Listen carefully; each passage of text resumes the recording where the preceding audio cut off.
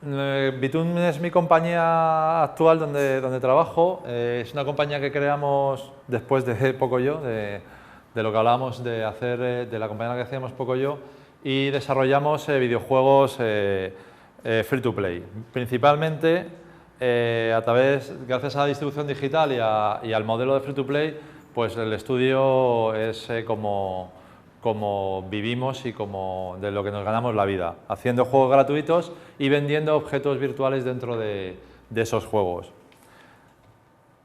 El primer producto que lanzamos es Basket Dudes, que es un juego multijugador de baloncesto, donde los jugadores crean sus equipos, montan sus equipos con personajes virtuales, los equipan con equipación virtual también, zapatillas, muñequeras, coderas, y juegan online unos contra otros. Os voy a mostrar un vídeo rápido, aunque ya lo habéis visto la mayoría, pero para los que no estuvisteis el otro día, para que veáis. El primer juego que lanzamos es un juego que lanzamos para PC y Mac, y luego hemos lanzado algunas versiones de juego, minijuegos para móviles. Y aquí va, a ver si...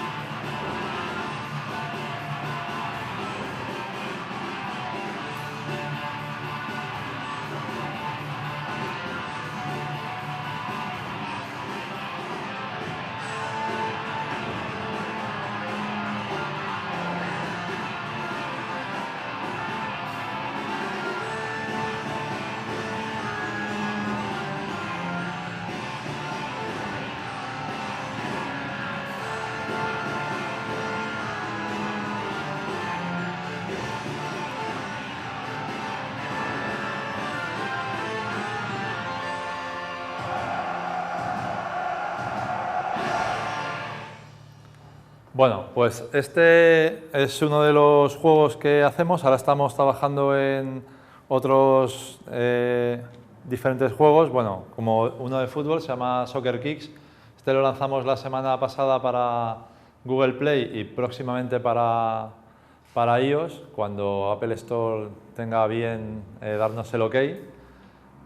Bueno, es un minijuego. Esto hemos hecho una IP basada en fútbol con estos personajes de los que hablaré ahora. Y en este caso es un minijuego muy sencillo de lanzamiento de faltas y en el que juegas como jugador o como portero y juegas online contra otros jugadores. Puedes jugar en modo single o jugar online contra otros jugadores y hacer duelos de tiros y paradas.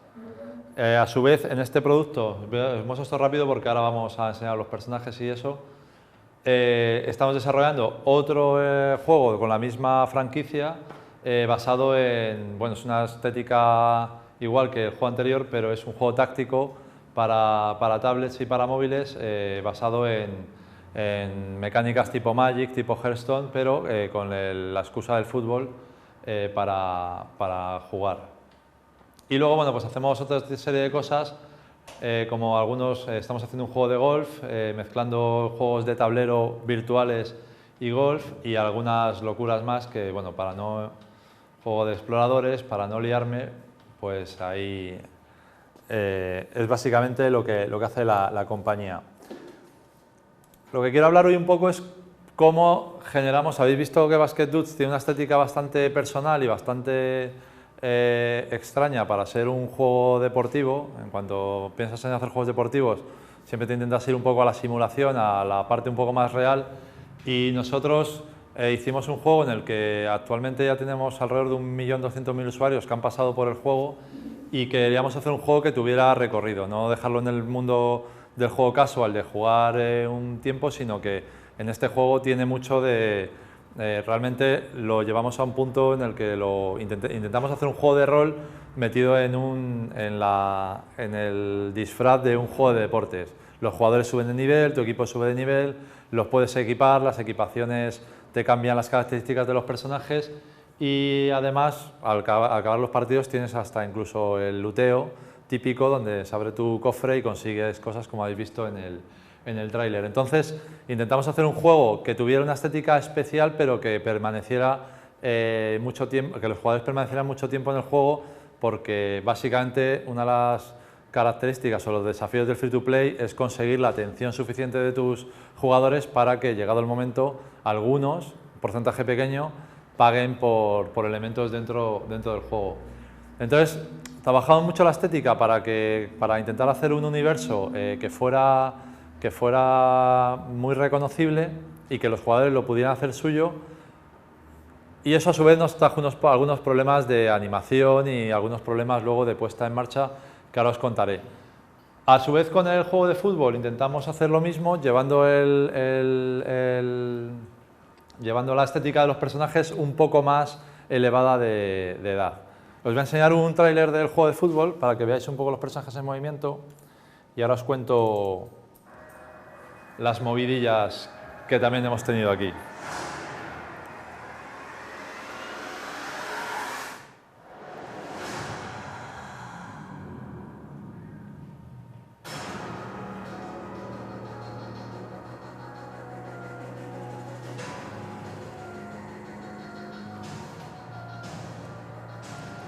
Os estoy vendiendo el juego aquí ya en este momento, pero...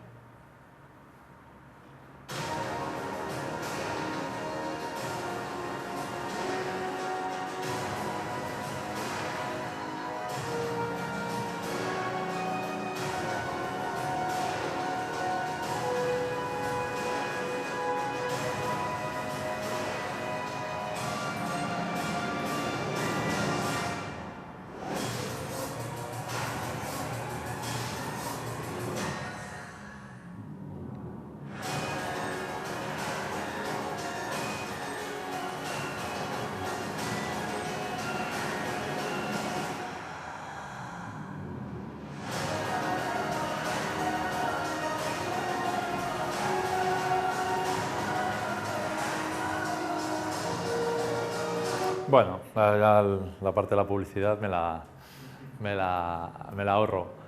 Bueno, esa es un poco la estética de los personajes en lo que estamos trabajando. Siempre me gusta decir de esto, y os voy a enseñar.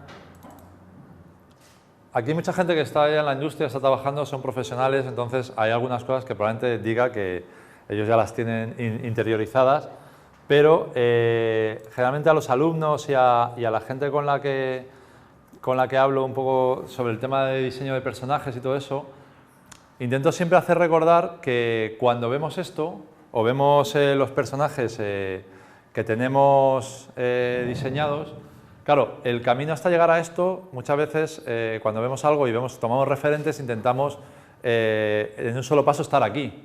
Y entonces es como, bueno, hago un personaje y eso tiene que ser, pues veo un referente, me gusta, quiero llegar a algo así. Bueno, la realidad es que para llegar ahí hay que pasar por muchos sitios, o por lo menos nosotros nos cuesta tener que pasar por muchos sitios previos. Y os voy a enseñar lo que era este juego hace prácticamente un año, cuando empezamos, lo que eran los personajes, que cuando empezamos decidimos que íbamos a hacer un juego de fútbol. Y estos eran nuestros primeros personajes de Soccer Dudes. Era, bueno, estábamos a buscar un concept de personajes para un juego de fútbol que sea simpático. Volvimos a intentar hablar de que sea como Basket Dudes, pero que sean un poco diferentes, que tengan que no sean exactamente iguales, y vamos a buscar algo. Y al final, pues empiezas por algo así, que obviamente es una de las primeras fases del diseño, y te vas a bocetos pues muy primitivos. O sea, nosotros hacemos el tema de soleteado también a la hora del 3D, porque, o sea, yo veo esto y ya me condiciona mucho todo el tema de cómo está lo que es el texturizado, lo que es las expresiones de los personajes y todo eso. O sea, intento sacar de ahí y abstraemos eso y dejamos las siluetas para ver cómo funcionan en volúmenes los personajes. Ya digo, esto es muy primitivo y al final pues hay cosas que ya os digo que de salida, cuando empezamos a ver esto, había otras pruebas por ahí, ya no me funcionaban. Y hay cosas que aprendimos mucho, aunque no estoy cansado de hablar de Pocoyo, ni mucho menos, pero que como ya estamos en la parte de videojuegos, pero hay muchas cosas que aprendimos de Pocoyo. Una de ellas es cuando pensamos en diseñar personajes o en diseñar entornos, pensamos no solo en el videojuego, aunque sea muy ambicioso, sino que pensamos en todas las licencias que pueda haber alrededor del videojuego. Es decir, si esto funciona o si tenemos que buscar una salida o una alianza buena, intentamos buscar...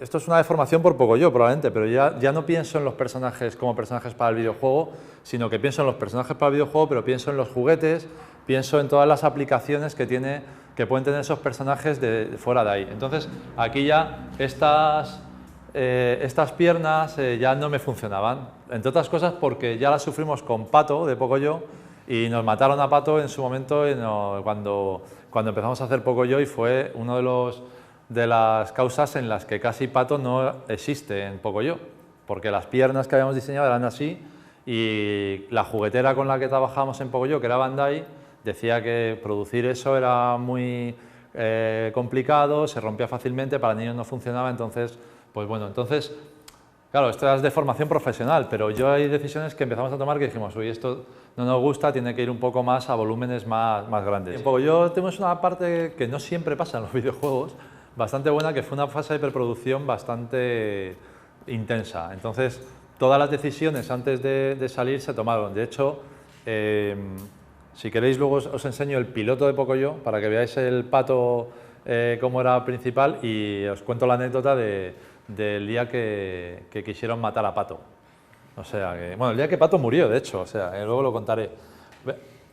Entonces, por ejemplo, luego la segunda versión, que hablamos de volúmenes más grandes y tal, a alguien se le ocurrió el tema de, bueno, obviamente lo que aquí también se llama Futbolín, el tema el juego de fútbol con los personajes de madera, pues intentar llevarlo a volúmenes mucho más como sacados de un juego de futbolín, con algunos volúmenes, unas aristas grandes, un poco rollo tallado como de madera, y queríamos, bueno, pues intentar llevarlo a ese punto a ver qué tal funcionaba.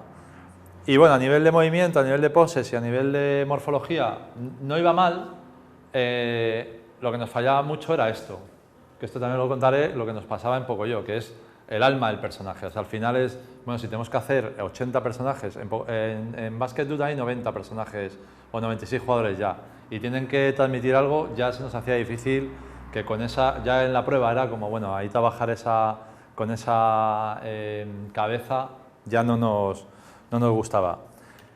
Y aquí surgió un accidente que nos vino muy bien, y es que la BBVA, el banco, patrocina la Liga de Fútbol en España, entonces vieron lo que estábamos haciendo y ellos estaban buscando un juego de fútbol, y dijeron, oye, estaría genial que pusierais, o sea, hacer un juego de fútbol con vosotros. Entonces, con los personajes de la Liga de Fútbol, con Messi, con Cristiano Ronaldo, con Iker Casillas, Diego Costa, un poco algunos personajes. Claro, nosotros huimos totalmente de la realidad, porque primero, no me gustan los juegos de deporte muy reales o los videojuegos muy reales, siempre me dan la sensación de que no tienen alma los personajes, me da la sensación de que están muy bien hechas las animaciones y todo eso, pero cuando vas un poco dentro, parece que son cadáveres, les falta como... Intentan ser tan realistas que cuando te vas a lo muy realista, al final es más fácil que se vean las deficiencias. Entonces, intentamos hacer un trabajo de llevarnos los jugadores reales a nuestros códigos de diseño. Y aquí, como podéis ver, pues eso, Cristiano Ronaldo, intentar llevarlo a una cosa que era, no se parece, digo, bueno, vamos a trabajarlo a ver cómo queda en 3D, o Messi, un poco trabajar un poco el decir, oye, vamos a sacarlo fuera del realismo y llevárnoslos a nuestro lado. De tal manera que ese trabajo, que os voy a enseñar aquí, este es un trabajo de modelado, estos son jugadores reales de la liga, este trabajo de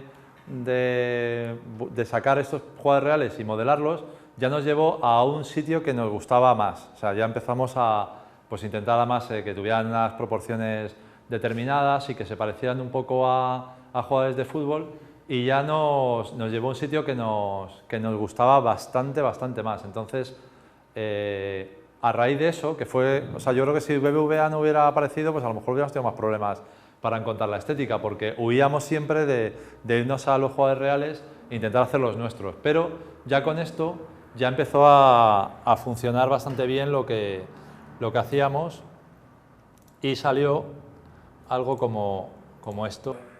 Yo creo que a los que trabajamos en esto, yo creo que cuando encuentras un personaje que te mola, te hace como un clic en la cabeza o algo así, dices, esto ya estoy en el sitio, o sea, estoy más o menos por el sitio, porque ya empiezas a ver que funciona, aunque aquí todavía las aristas son un poco bruscas y todo eso, pero ya tienen, pues, o sea, yo ya veo personajes con personalidad. Esto lo hacemos mucho en Bitoon, hacemos unas pruebas de cómo funcionan los personajes, no solo in-game o en posturas y tal, sino con un posible interfaz. Aquí la interfaz no es el definitivo, pero bueno, ver un poco cómo va quedando en diversos sitios. Y como veis, pues del 2D así simplón, pues al final sacamos cosas pues bastante interesantes. Y eso pues nos lleva a lo que os enseñé al principio, lo que os enseñé en el vídeo, a los jugadores, que bueno, estos jugadores que tenemos ahora que a nosotros nos gustan bastante. Con Basket 1 nos pasó algo parecido, al principio empezamos a hacer una serie de cosas hasta que encontramos la estética, nos metimos en el tema de producción. Y claro, la producción es cuando haces un juego de... La parte buena que tienen los juegos de deportes es que los escenarios es un campo.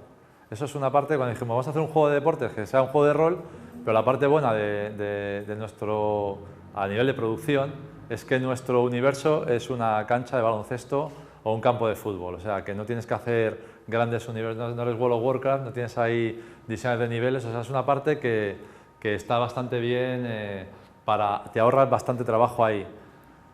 En nuestro caso, lo que nos pasaba es que, como podéis ver, aquí hay 90 y tantos personajes y cada uno con unas características, y la producción de esto era, bueno, salimos con 60 por ahí, no salimos con los 90, pero salimos con unos cuantos y como veis, pues la producción de esto, pues empezamos con la inocencia de vamos a hacer personajes únicos, que tengan sus propias animaciones y todo eso. Cuando empiezas a multiplicar modelos, animaciones y todo lo que hay que hacer con cada uno de ellos, pues claro, básicamente dices, bueno, tengo 10 millones de euros o esto no lo puedo hacer. Entonces, aquí tomamos algunas decisiones que luego nos funcionaron bastante bien. Una de ellas es, veis aquí un montón de personajes que parecen distintos, aquí hay unos, voy a enseñar más por aquí. Pues bueno, os enseño un poco de todo. O incluso jugadoras, a ver, no sé si tengo alguna por aquí. En nuestro juego de baloncesto pueden jugar equipos mixtos, la federación nuestra de baloncesto lo permite, o sea que, bueno, tenemos ahí jugadoras. El caso es que una cosa que hicimos para ahorrar en producción fue esto que os voy a enseñar, que es, al final del camino dijimos, oye, vamos a hacer 4 cuerpos distintos, o sea, vamos a hacer 4 morfologías iguales, porque a la larga, pues los bases, los aleros bases, los ala pivot y los pivot. Era un poco como, vamos a trabajar por cuerpos, porque animar cada personaje tiene alrededor de unas 100 y pico animaciones. Entonces era como hacer 100 y pico animaciones porque cada personaje podía ser, aunque fuera a retocar y todo eso, podía ser un dolor. Y eso al final nos funcionó bien. Si veis cómo quedan en producción nuestros jugadores, creo que están aquí. Por ejemplo, estos son los bases que tenemos. Vais a ver que cambiando la cabeza, las texturas y cambiando ligeramente el cuerpo, o sea, deformando un poco el cuerpo, pero manteniendo las mismas proporciones, pues al final sacas un montón de personajes con un coste muchísimo más bajo. Que esto es fundamental en un juego free to play, porque si te gastas los ingresos en hacer contenidos nuevos y te cuesta un montón, pues al final es difícil que el juego sobreviva. Pero como podéis ver, esta función, esto nos funcionó bastante bien a la hora de desarrollar. Por aquí, otro tipo de... ¿Veis? Pero básicamente aquí incluso casi todos tienen la misma morfología, no hay deformación, pero esto aquí que se ve claramente en las escenas de juego o incluso en renders, pues la percepción es un poco distinta. O sea, es como, bueno, en el fondo a nivel de juego pues no falla tanto. Lo podéis ver. Entonces, claro, nosotros lo que queríamos sobre todo era transmitir, primero, los personajes de nuestros juegos cada uno tiene un nombre, tiene una historia, o sea, nos trabajamos una historia, una narrativa detrás de cada personaje, de tal manera que ni se refleja en el juego, ni nada por el estilo, pero sirve como para para crear el universo. Nosotros lo que sí nos hemos dado cuenta es que si tú haces un universo que no exista previamente y lo pones para que la gente lo viva o lo disfrute, al final ese universo se convierte en algo real. Una de las cosas que más nos criticaban, entre comillas, cuando estábamos desarrollando el juego de baloncesto y luego el de fútbol, era el tema de no utilizar licencias de jugadores reales. Nos decían, oye, deberíais hablar con la NBA, deberíais hablar con la Liga Española, lo que fuera, y hacer jugadores reales porque con jugadores inventados no va a funcionar.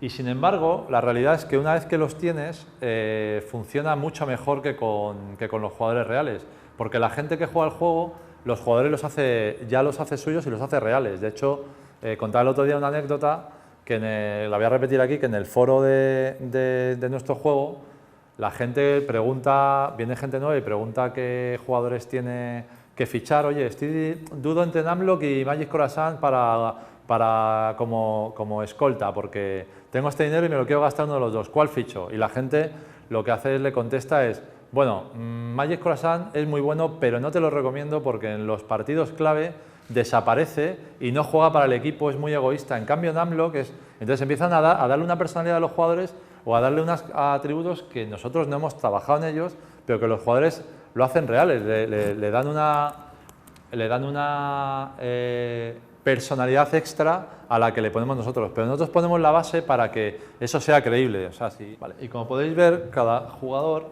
tiene su sobrenombre, su nombre real, su frase y la descripción y la historia de cada jugador, pero eso lo hacemos con todos los jugadores. Arlequino tiene su historia, tal, o sea, todos.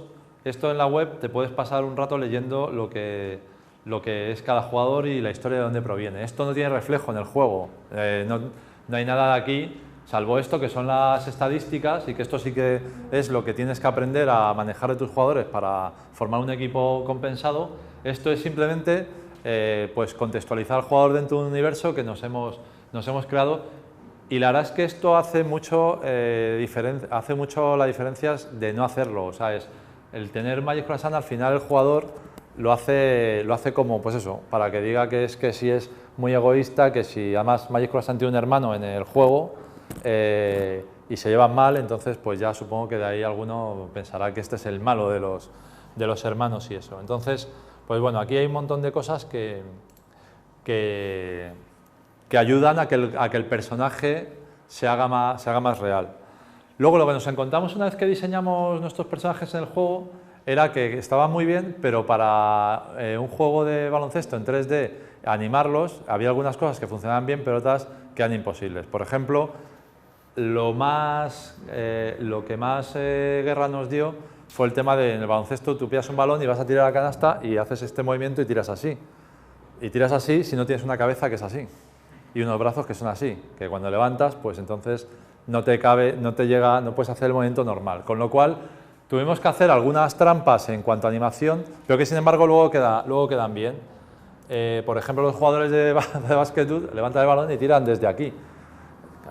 Cualquier juego de simulación de baloncesto pues te diría que dónde vamos. Pero, por ejemplo, si veis esto, voy a ponerlo desde el principio, ahí veréis algunos movimientos en los que fijaros cómo el jugador tiene el balón ahí, tira, pero realmente queda bastante bien, ¿no? Este que va a tirar desde aquí, que son algunas pruebas que hicimos en su momento, Fijaros que el balón lo lleva ahí adelante y ahí tenemos que jugar un poco con la morfología del jugador y ya saber que hay trampas. Aún así, todo lo que hacemos, pues luego queda... Estos son pruebas de una beta que todavía tenía un montón de fallos, pero bueno. Lo que pasa es que aquí aprendimos, a diferencia de Pocoyo, que aquí las animaciones están al servicio del juego y no al revés. Muchas veces intentamos hacer animaciones súper chulas que no casan nada con lo que esperas del juego. Por ejemplo, en nuestro juego, el tema de los mates, ahora veréis algunos, los mates tenían que ser muy espectaculares, pero tenían que ser muy rápidos, porque el juego es bastante frenético. Si haces un mate y le pones como un mate espectacular, con una animación muy interpolada y que quede muy bien, pues al final eso nos mataba un poco el juego. De repente el momento de hacer un mate, que tenía que ser como que te diera un subidón de adrenalina porque habías conseguido hacer un mate, si hacías un mate que estéticamente quedaba muy bien, de repente rompía el ritmo en el juego y no funcionaba. Con lo cual, al final lo que intentamos era irnos a un punto más fantástico en el que los mates a lo mejor fueran, pues claro, el jugador se levanta y se eleva, pues deja el aro aquí, cosas que en la realidad no pasa. O sea, jugadores que se levantan mucho, pero sobre todo resolver muy rápido y con mucha fuerza. Eso es un fallo que lo he visto un montón de veces en animadores de videojuegos. Se centran tanto en la animación que no piensan en el gameplay y no piensan en el ritmo del juego. Y a veces hay que trabajar la animación desde el gameplay, no desde la estética pura. O sea, al final tienes que hacer que la mecánica del juego sea favorecida por la animación y no al revés. Hay gente que se pone a animar y le encanta, no, es que ha quedado perfecta la animación, mira qué bonita y tal, digo, ya. Pero de repente es como una animación que es muy... Sobre todo en el juego muchas veces las animaciones se repiten muchas veces, o sea que contemplar una animación chula es la primera o la segunda vez. O sea, en Pocoyo los niños ven Pocoyo 20 veces el mismo capítulo, ahí no pasa, eso es perfecto. Pero en un videojuego, una vez que las animaciones están ya vistas, lo que quieres es que acompañen al juego. Entonces, pues ese tipo de cosas también las trabajamos un poco con el equipo para intentar que las animaciones fueran lo más rápidas o lo más frenéticas posibles, que acompañaran un poco con el ritmo del juego. Os voy a enseñar un vídeo de pruebas de animación. Aquí hay un poco de todo, pero es una cosa que recopilamos de mogollón de pruebas que hicimos de animación de Basket Dudes para que veáis un poco que hacíamos cosas que tenían que ver mucho con el juego y otras cosas diferentes que bueno, que no eran... Por ejemplo, esto es una tontería, pero claro, pusimos a los jugadores a boxear, a ver cómo funcionaban y tal. Os voy a enseñar este vídeo que tiene unas cuantas animaciones para que veáis todo tipo de pruebas que hacemos en el estudio para, algunas van directamente al juego y otras son simplemente para enamorarnos de los personajes y para ver que funcionan bien. Ahí lo dejo.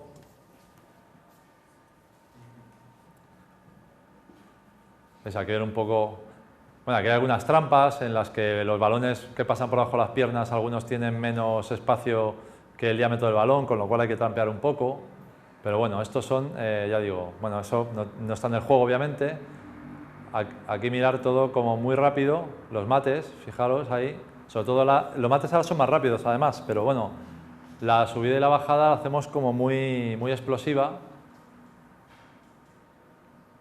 Bueno, es que tuvimos esta de celebraciones, pero igual, había que sacarlas y todo eso, calentando los jugadores.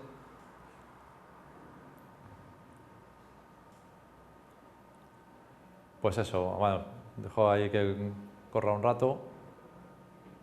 Y voy haciendo algún comentario si veo. Bueno, estos son pruebecitas de... haciendo un haka ahí. Luego con cada morfología tenemos que probar. Por ejemplo, fijaros que tal como estaba hecho llega sin saltar. Entonces, pues los mates de cada tipo de morfología eran un poco diferentes.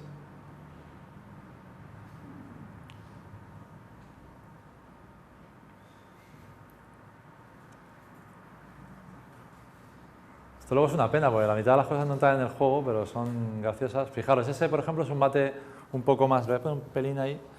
Es un mate que no dura ni un segundo. Intentamos hacer todo que toda esta sea en un segundo porque es que el juego lo que pide es que no te recrees mucho en el mate, o sea, estirar. De hecho, en el juego pusimos repeticiones y las tuvimos que quitar porque a la gente le rompíamos el ritmo y era como, mira, a mí ponme repeticiones al final del partido y eso. Así que bueno.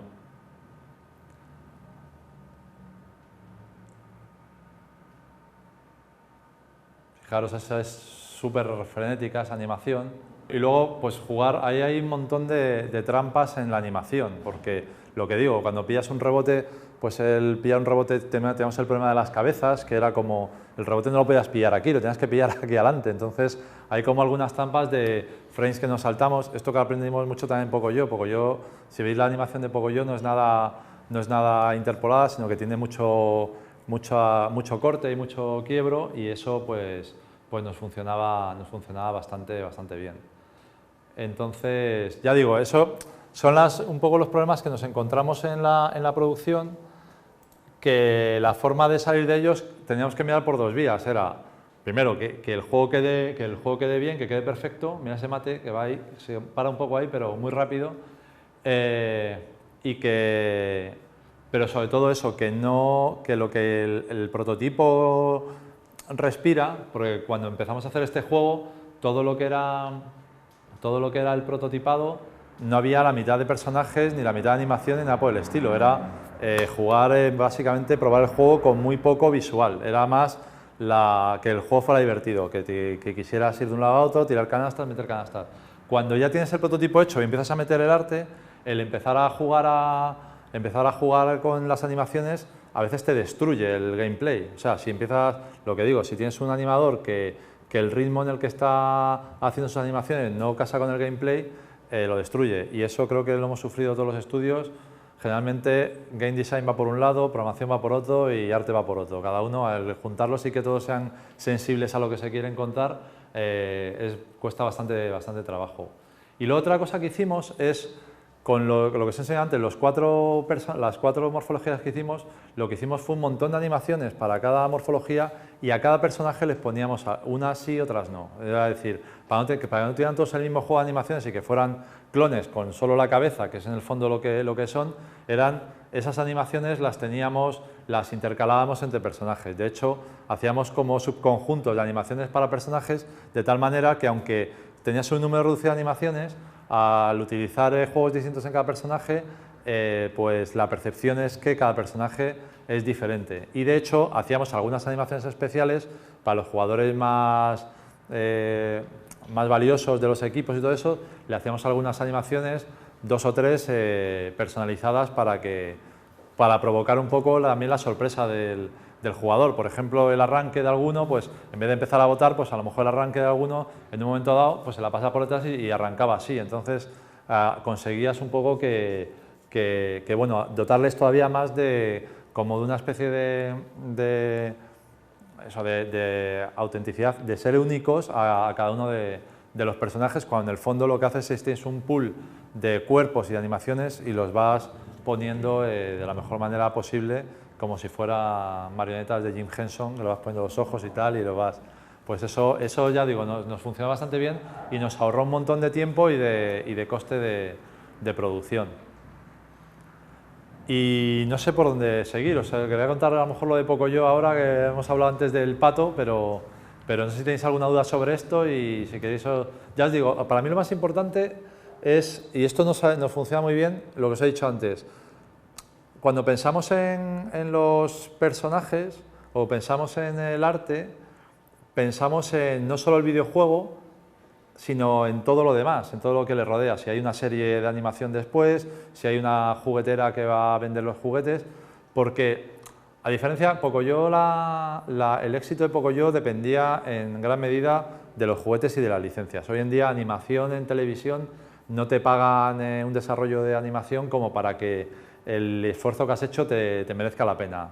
Las series de animación ganan dinero con las licencias de juguetes, de ropa para niños, de todo lo que hay alrededor, es como ganan dinero. Entonces, la supervivencia de una IP como Pocoyo dependía de las licencias.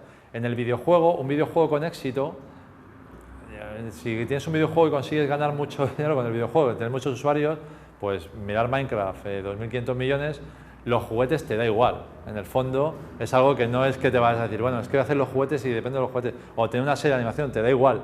Pero es muy bueno pensar en todo eso porque te lleva a un sitio que nosotros hemos comprobado que la gente, ya digo, lo percibe mejor. Y además te hace un reto que no solo es tu personaje en todo el juego, sino como lo tienes que sacar del contexto y lo tienes que sacar del entorno, al final también trabajas más en los propios personajes que no en puras herramientas para el juego. Entonces, dotarles a los personajes de ese alma y de esa aura especial que es como que este personaje solo puede existir porque está en este juego, creo que ayuda bastante. Y ese ejercicio de sacarlo fuera del juego ayuda mucho. Igual que, bueno, lo de poner las historias a los jugadores, a los grafistas les molaba un montón, porque claro, era como venía, se veían la historia y les daba mucho... Dime. ¿Y con Backend, o sea, probaron algo de merchandising, o sea, o camisetas, o... Digo, camisetas es como lo más simple, ¿no? Porque hay tiendas online que directamente te las imprimen y te cargan de todo. Sí, hicimos versiones de los jugadores en resina, en 3D, en físico, para ver cómo quedaban y todo eso. Eso es un ejercicio que hicimos con Pocoyo. Y lo voy a enlazar con lo que hablamos de Pato y todo eso. Este es el episodio piloto que hicimos para Pocoyo. Esto se hizo muy poca gente en la oficina, o sea, éramos pocos, no teníamos dinero. Entonces, esto es el primer Pocoyo. Fijaos, Pato, que es como súper estirado ahí. Da mal rollo, ya a mí ya me asusta un poco. Realmente Pato es como el personaje para los adultos de Pocoyo, porque es el que no tiene complejos, traumas, miedos, o sea, es como los demás son más inocentes y tal, y Pato siempre está sospechando, siempre está ahí como... Entonces, bueno, este es el piloto que hicimos, que ya, mirad el Pato, la pinta que tiene. Ahora os enseño el Pato moderno. Bueno, aquí como veis es un episodio de 2 minutos y medio que tiene un montón de planos que se repiten, o sea, está hecho bootstrapping total, o sea, era como intentar hacer con menos posible, con los recursos que teníamos, algo para intentar buscar los 7 millones de euros que nos costó hacer la primera temporada, o sea, buscar los socios que pusieran eso. Pero, y bueno, es una chorrada de capítulo que te enseña a contar, pero era un poco los primeros Pocoyos, Pocoyo con chupete y todo eso. Pues este Pato, cuando empezamos la producción encontramos 2 socios, un socio, una televisión británica, ITV, y una productora canadiense llamada Granada, que fueron los que se unieron a nosotros para hacer Pocoyo y para poner el dinero que hacía falta para hacerlo. Y a la hora de tomar la determinación de los guiones, de cómo empezar la serie y tal, Pato decidieron que no encajaba y que había que borrarlo de la serie y no iba a estar en la serie. Así que lo que pasó, y luego entendimos por qué, lo que digo, ahí no se ven las piernas, pero Pato era las 2 piernas eran 2 alambritos, que habíamos, además lo hicimos también en 3D, pero claro, eran 2 alambritos y era súper estilizado y con esa cara de asustado permanente. Pues aquí hay mucho de decisión de que los juguetes tenían que ser más de este estilo. Lo que nos pasó en la compañía es que dijeron que Pato fuera de la serie. Entonces tuvimos una reunión, la gente de ITV, la gente de Granada y nosotros en Madrid, vinieron un poco como para hacer el kick-off de la serie, vinieron los jefes de cada uno de ellos. Y entonces nosotros habíamos hecho las figuras también en resina de los personajes, de Pocoyo, de Eli, de Pato, de Lula. Hicimos todas las figuras, estaban hechas para que se vieran. Entonces, en esa reunión, Pato, David, mi socio, y uno de los creadores de Pocoyo, había puesto a Pato en una caja encima de la mesa de reuniones, y cuando llegó la gente de las otras compañías a la reunión, dijeron, bueno, antes de sentarnos vamos a guardar un minuto de silencio porque Pato ha muerto, habéis matado a Pato y Pato ha muerto, lo tapó la tapó la caja, y entonces un minuto solemne de silencio ahí todos, que los otros alucinaban, era como, bueno, ¿qué está pasando aquí? No, Pato ha muerto y vamos a despedir a Pato como se merece, y lo que vamos a enseñar es al nuevo Pato. Y entonces le enseñamos un pato un poco más, pues como muy parecido al que es ahora. Y entonces, primero, gracias a un poco a la inocencia nuestra también, de no querer matar a Pato y de que pensábamos que se podía salvar, Pato está vivo y hemos dado un puesto de trabajo a un pato más en el mundo. Pero también aprendimos, gracias a eso, que claro, que mucho tiene que ver también con eso, con la necesidad de tus socios en un proyecto de poder hacer su parte del business, del negocio. Entonces, claro, los juguetes tienen que estar muy en consonancia, tienen que poderse producir, tienen que estar muy en consonancia con la serie. De hecho, en Pocoyo hay un aparato que está hecho por expreso deseo de Bandai, de la juguetera, que es esto, es el Vamús. Esto es, dijeron, oye, Pocoyo tiene que tener un vehículo y queremos vender un vehículo de Pocoyo. Y entonces aquí fue un poco al revés, la productora de juguetes necesitaba un vehículo, hicimos lo que era esto, una especie de submarino, helicóptero globo, pues esto es el juguete de Pocoyo, del vehículo, pero que luego se metió en la serie. De hecho, salen en algunos capítulos de la serie.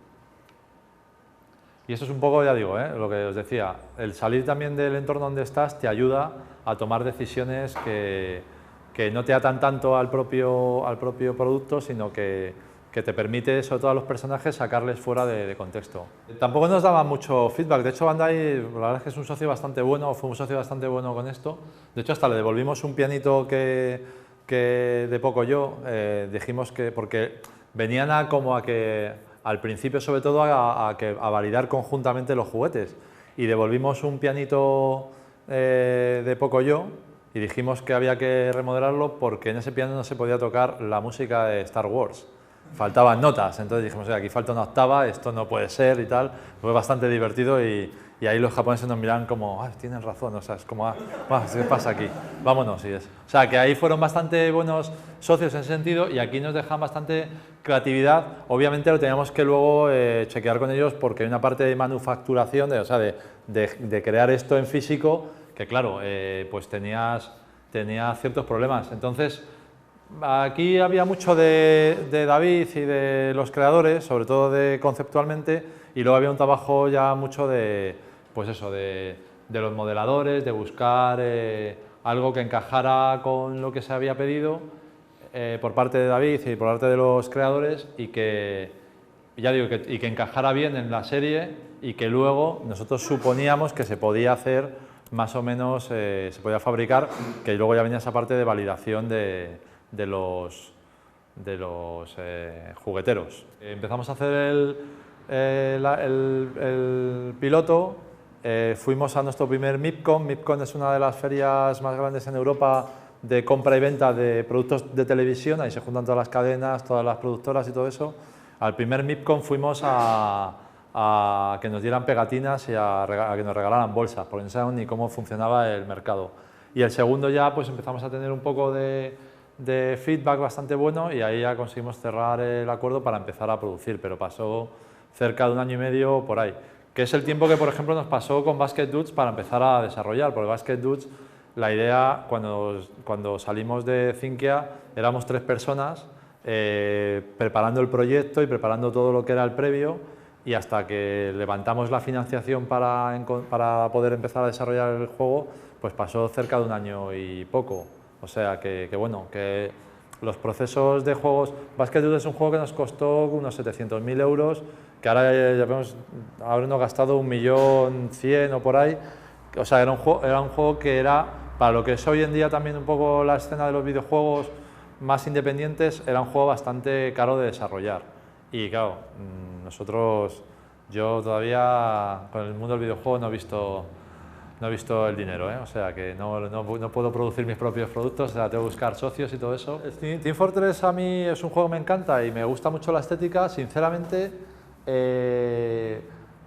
o sea, inconscientemente es posible que, o sea, te vas a sitios donde has estado, que has visto, o sitios donde has estado, te vas de forma inconsciente. Fíjate, a mí me parece más Team Fortress 2 los de fútbol, el que tenemos a de fútbol, digo, esto ya se me va a Team Fortress 2. Basket Dudes se me va menos, pero conscientemente no estaba en la cabeza. O sea, Basket Dudes, para nosotros, vas que luego cuando empiezas a juntar gente en un proyecto, eso es otra cosa que siempre digo, que tú tienes un sueño y cuando empieza gente a entrar en un proyecto, ese sueño se convierte en el sueño de todos, porque todos aportan creativamente en ese proyecto. Yo cuando montaba Basket Dudes, mis referencias o mi cabeza estaba en... No sé si recordáis algunos un juego que se llamaba Lakers vs Celtics. Bueno, este juego a mí me encantaba de lo sencillo que era y de... Además tenía algunas decisiones que luego cuando tomamos la de Basket Dudes, de los cuerpos y tal, este juego, aquí no se ve muy bien, pero ellos tenían una única cuerpo y lo que cambiaban era el tamaño de las piernas y entonces eran, los pivots tenían las piernas súper largas y luego había otros con las piernas más cortitas, pero el cuerpo era exactamente el mismo, todas las animaciones eran iguales. Pero funcionaba muy bien y era un juego que me parecía muy divertido y pensaba yo, joder, molaría hacer un juego de baloncesto como sencillo como el de la época, pero que pudieras jugar online y todo eso. Y la otra referencia, esta era más de gameplay, la otra referencia que teníamos era Blood Bowl, que no sé si conocéis el juego de tablero, que está basado un poco en el universo de Warhammer. Es un juego de fútbol americano, donde juegan equipos de orcos contra elfos, enanos, un poco todo eso. Es bastante divertido. Y el juego, pues bueno, me gustaba un poco ese rollo de intentar, pues como hacer cosas un poco, baloncesto un poco más bizarro, con personajes extraños y todo eso. Pero ya digo, la estética no teníamos ningún referente claro de quiero que sea como Team Fortress o todo eso. Bueno, este es el juego de golf que estamos haciendo. El productor que estaba haciendo el juego quería que fuera como el Clash of Clans del golf. Y era como los personajes que se vean tal, que tenga un poco ese rollo y tal. Luego, al final, también tiras a tu propia estética, pero aquí sí que había un referente claro que era, oye, Clash of Clans, pero de golf. En el caso de Basket Dudes no fue así, o sea, luego es eso, que inconscientemente, obviamente, tienes sitios donde los sitios donde has estado y conoces, pues a veces te llevan para allá, pero bueno, ya digo que a priori no estábamos pensando en Team Fortress, aunque ya digo, es uno de mis referentes, o juegos como, muchas veces hacemos cosas de partículas y tal, que había un juego para GameCube que me encantaba, de Zelda, que era Wind Waker, que no era de los mejores juegos de Zelda, pero estéticamente era una pasada de bonito, y eso siempre, además tengo un animador con el que llevamos trabajando casi 15 años, que cada vez que voy a hablar con él me dice, ¿qué? Como el Zelda, ¿no? Digo, no, es un poquito, pero tengo un poquito de Zelda, o sea, que bueno. Pero eso sí, al final, inevitablemente, cuando hay mucha gente en equipo, también la gente tira hacia sus referentes y lo bueno es que la mezcla de todo te lleve a un sitio que no haya estado nadie antes. Bueno, el alma de Pocoyo era, o sea, la primera parte, o sea, el tema de un niño con el gorro así pequeño y eso, fue un concept que vimos, que vio David y que dijo, esto mola para... De hecho, cuando decimos Pocoyo no sabíamos ni que íbamos a hacer Pocoyo. O sea, nosotros montamos Thinke para hacer una empresa que hiciera dibujos animados y videojuegos, pero no sabíamos ni qué dibujos animados hacer ni qué videojuegos, era como, venga, a la aventura. Y ahí vio ese personaje y le gustó mucho el personaje. Obviamente cambió bastante. No tengo aquí cosas del principio de Pocoyo, pero es como ver Los Simpsons en la primera temporada, que lo ves ahora y dices, pero qué horror es este. Pues obviamente hay un trabajo que va luego un poco madurando y eso, pero el alma de... Eso es un diseño que el alma del personaje se pilló casi desde el minuto 1. O sea, era como, vale, va a ser esto, luego tocando pues un poco proporciones, lo que habéis visto, porque yo tenía chupete y una capucha como tengo yo y ella no la tiene, o sea...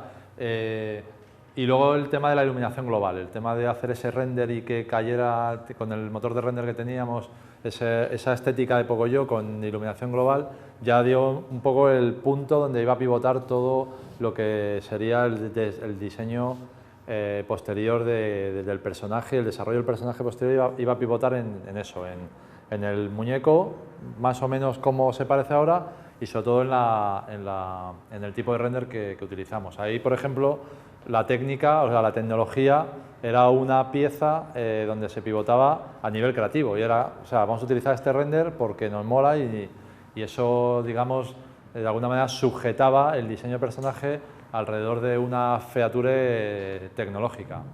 Desafortunadamente en España llevamos pasando una crisis unos cuantos años, con lo cual, en general, los salarios y todo eso han bajado, en algunos sitios más que otros, pero ha bajado de forma significativa. El videojuego tuvo una época que se vivía muy mal y se trabajaba mucho, tuvo una época que se vivía bastante mejor y se trabajaba mucho, y ahora no se vive tan mal como antes, no se pagan los sueldos que había hace unos años, pero no era lo que al principio, y se trabaja mucho, eso nunca ha cambiado.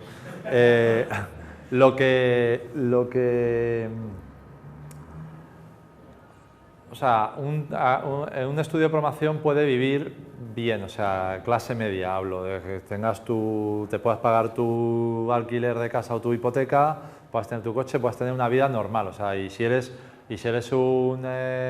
tienes un estudio que funciona bien o eres alguien con experiencia, pues puedes ganar bien de dinero. No hay rockstars hoy en día, pero también el mundo del videojuego ha cambiado en los últimos años, ya a nivel mundial. O sea, antes los estudios tenían unas dimensiones determinadas y un tipo de producto determinado, y ahora lo que sí hay es mucha gente con pequeños equipos de trabajo haciendo juegos casi como algunos como fórmula de autoempleo, o sea, como para sacar para vivir ellos, y en algunos casos incluso de forma casi amateur, que compiten en igualdad con un estudio que trabaja, porque al final todos van a Google Play, Apple Store. O sea, hay la parte buena para algunos, mala para otros, pero creo que positiva en general para el mundo del videojuego, es que todos compiten en igualdad de condiciones. O sea, antes no podías antes montar un estudio era bastante complicado porque tenías un publisher y un hueco en una estantería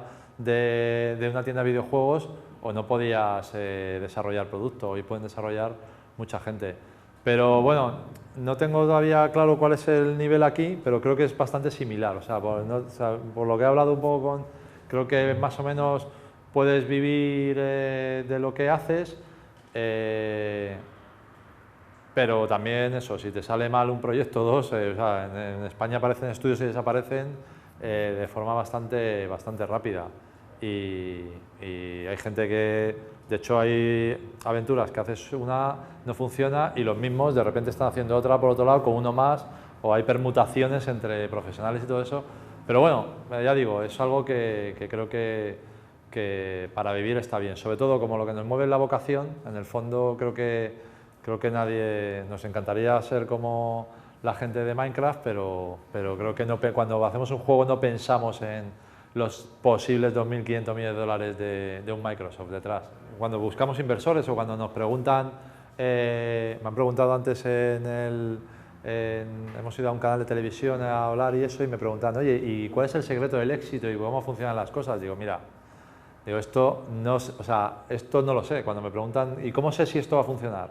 Digo, mira, yo no lo sé. Yo sé que hay ciertas variables que sé que existen y esas las podemos despejar, pero hay otras que no las puedo. Entonces, cuando algún inversor nos decía, digo, mira, ¿sabéis lo que es una paella, no? El plato típico español digo, paella sabemos hacer.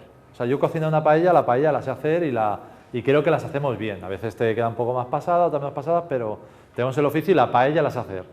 Digo, que luego el restaurante lo abra en el local adecuado, le ponga el precio adecuado y además venga la gente a mi restaurante, pues hombre, sé que en esta calle no la tengo que abrir y sé que este precio no lo tengo que poner, pero entre lo que sí puedo hacer hay un montón de variables sin despejar que no las sé hacer. Entonces, hay una parte obviamente de incertidumbre, o sea, suerte también, pero sobre todo incertidumbre. Al final lo que sí es verdad es que si trabajas y tu producto lo dejas lo más pulido posible, lo mejor posible, no sé, o sea, esto me pasa a mí, no sé cómo, porque tampoco sé, yo más o menos he ido viviendo de lo que he ido haciendo. Entonces, yo voy pensando que si haces las cosas bien o intentas hacerlas bien, pues más o menos te va recompensando el destino por tu energía puesta ahí. Pero eso lo que luego funcione o no funcione, efectivamente, hay una parte de incertidumbre ahí que no se sabe. te diría que prácticamente ninguna en lo negativo y muchas en lo positivo. O sea, por ejemplo, Granada nos hizo crear una estructura donde los guiones se escribían en España, pero se escribían conjuntamente con un grupo de guionistas en Estados Unidos, especialistas en público infantil, y además pasaba por un comité de psicólogos para validar todo eso. O sea, nos ayudaron a crear una estructura que probablemente nosotros no hubiéramos tenido. No había temas de censura ni nada por el estilo. O sea, incluso el tema de Pato yo lo veo a día de hoy, y aunque en su día nos enfadamos mucho con ellos y era como te sientes atacado, porque esto es otro de los aprendizajes que tienes que hacer, que cuando haces algo, la crítica viene por algo y hay que tomarla como tal y pensar por qué te lo dicen. Entonces, en ese momento era como, nos quieren quitar a Pato, no sé cuánto. Bueno, las críticas que hicieron o la decisión que se tomó fue para mejorar el producto. Y de hecho hoy al Pato del piloto lo veo como un poco scary, como que da miedo. O sea, digo, este Pato, claro, es un poco... bueno, pues al final... también es otra cosa de aprendizaje, es cuando viene gente a tus socios a tu proyecto, generalmente vienen a ayudar, no vienen a fastidiar. Entonces, las decisiones que toman pueden ser equivocadas o no, pero realmente lo que se intenta es un poco, lo hacen por intentar que el producto tenga mejor manufactura, que funcione mejor y que tenga mejor resultado. Además, si encima pones 6 o 7 millones de euros, pues hombre, obviamente algún interés además tienen, entonces eso está claro. Hombre, nos pilló por sorpresa, tenía pinta de que, o sea, cuando lo hacíamos es que molaba tanto que decíamos, o sea, yo creo que esto nos pasa siempre, creo, pero era tan guay que decías, es que esto va a funcionar, o sea, esto tiene que funcionar, o sea, esto es como, joder, esto es demasiado bonito como para que no funcione. Pero eso lo he dicho 1000 veces y no ha funcionado, o sea que entonces es como, bueno, dices, sí está muy bien y tal, y luego no va tan guay como pensabas. Bueno, aquí va tan guay como solemos pensar, ¿no? Que va a funcionar algo bien. Nos dimos cuenta una de las veces que nos dimos cuenta de la dimensión de Pocoyo es cuando empezó a estar en BitTorrents para bajártelo pirata. Y además nos hizo ilusión, era como, qué guay que nos están pirateando Pocoyo. O sea, esto ya a la gente ya le mola, porque ya está en los torrents y tal. Bueno, con Pocoyo hicimos una cosa que, fíjate, que con el tema de la piratería, David y yo subíamos capítulos de Pocoyo a YouTube y nos los tiraban por violar la propiedad intelectual. Y los subíamos, era como... Entonces, se decidió subir los capítulos a nivel de empresa a YouTube cuando todavía no habíamos firmado ninguna licencia por la venta de DVDs. Lo que pasó es que los capítulos ya están en YouTube funcionando y cerramos un acuerdo con una compañía que para hacer los DVDs, para lanzar los DVDs de Pocoyo. Y con los capítulos en YouTube, las primeras navidades que lanzaron los DVDs, de los 5 DVDs más vendidos en España, esas navidades, 4 eran de Pocoyo. Entonces, claro, la pregunta era, ¿YouTube te fastidiaba? O sea, ¿es para quejarte o es para darle las gracias a YouTube? Pues en el fondo es para darle las gracias en Pocoyo, y yo creo que con todo lo que hagas. ¿Por qué Pocoyo funciona? Porque tiene mucha visibilidad y porque tienes... o sea, Pocoyo es un producto para niños que dependíamos, por ejemplo, de las televisiones que lo pusieran muchas veces para que los niños tomaran esa referencia de Pocoyo, Pocoyo, Pocoyo, pero en YouTube ahora es uno de los canales más vistos de YouTube del mundo, el canal de Pocoyo. Entonces, la visibilidad ayuda a que tu negocio se desarrolle, con lo cual eso, donde algunos ven piratería, yo generalmente veo oportunidades en el mundo de Internet. O sea, lo que creo que y especialmente para el videojuego, Internet no es una amenaza, sino es una oportunidad. Entonces, pues eso es así. Y luego cosas negativas, pues bueno, un poco igual el rollo de que nunca hemos hecho todo Pocoyo, y es ese rollo de... Y luego algún tema hablamos antes del rockstarismo, ¿te acuerdas, Gonzalo? Que es cuando se te sube el éxito a la cabeza. Eso no pasó porque los socios y eso ya tenemos bastante, nos pilló un poco mayores, lo cual está bien, pero pues eso, gente del equipo, gente que se piensa que es como, bueno, ya soy rockstar, soy una estrella del rock and roll y ya me tienen que pagar muchísimo más, me merezco algo mejor y tal. Y al final, hacer una cosa que tiene mucho éxito, viene bien, si ganas mucho dinero, viene mucho mejor, pero al final es un paso más en tu vida de creador. Entonces, no te puedes creer que has terminado ahí, que has llegado a la cima. O sea, que probablemente pues, la gente que escala 8000, cuando acaba vuelve a empezar y se vuelve a hacer otra de los 8000. O sea, que es un poco... Ahí quizás pues, hay gente que no digiere bien el éxito. Pero bueno, eso...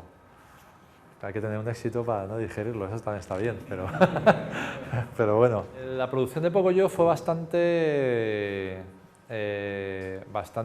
heavy, pese a que, por ejemplo, no teníamos fondos, que eso es una decisión que se tomó porque yo tenía un fondo blanco y nos quitamos bastante problemas de producción ahí y todo eso.